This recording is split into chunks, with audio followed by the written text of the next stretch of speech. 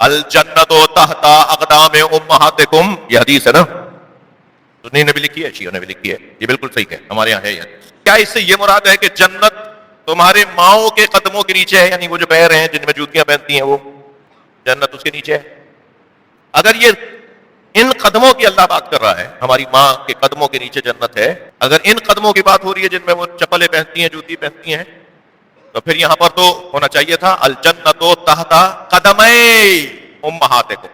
عربی گرامر کے اعتبار سے جنت تمہارے ماں کے دو پیروں کے نیچے ہے۔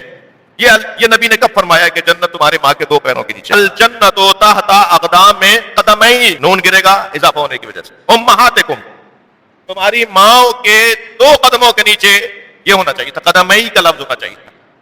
قاف دال میم چھوٹی ہے، پھر اس کے آگے اگر نون لگا دیں گے تو قدمین ہو جائے گا، قدمین، دو قدم، مگر حدیث میں تو قدمین کا لفظ نہیں ہے، اقدام کا لفظ ہے۔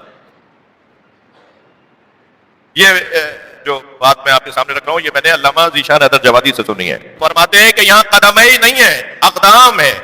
اس کا مطلب یہ ہے کہ جنت تمہاری ماں کی روش میں تمہیں ملے گی، تمہاری ماں کی زندگی کا جو طریقہ ہوگا، تمہاری ماں کی جو روش ہوگی، اس روش پہ چلو گے تو جنت ملے گی۔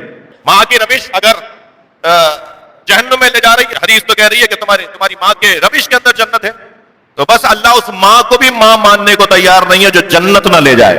ماں کی روش اگر تمہیں جنت تک نہ لے جائے تو پھر وہ ماں ہی نہیں ہے، وہ پھر وہی والی ماں ہے، وہ وہی والا انسان ہے جس کی طرف مولانا بھی اشارہ فرما رہے تھے کہ لہم اعین لا یبصرون بہا، لہم قلوب لا یفقہون بہا، لہم آذان لا یسمعون بہا، اولئک کالانعام بل ہم اضل۔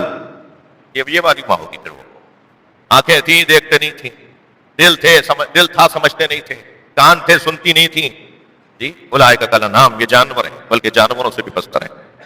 ہر انسان کو تو اللہ بھی انسان نہیں مانتا بھائی،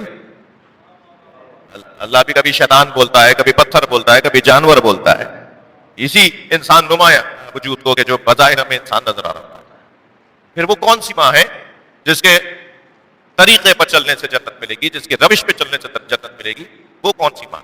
100% 2 کی بات ہے کہ وہ ماں وہی ہے کہ جو ماں اس جانب لے جاتی ہو جس جانب حسنین کا تصور ہو۔ اس لیے کہ جنت میں 2 سردار ملیں گے جنہیں حسن حسین کہتے ہیں۔ اب ماں ہو تو ایسی ماں ہو جو حسین سے آشنا کرے یا حسن سے آشنا کرے، تب وہ ماں کا تصور رکھتی ہے۔ لہذا ہر وہ ماں کے جو حسنین سے آشنا کر دے، اہل بیت سے آگاہ کر دے، اہل بیت کی طرف لے جائے، حدیث مبارکہ کی روشنی میں وہ ماں ہے، ورنہ کوئی حیوانی جذبہ ہوگا۔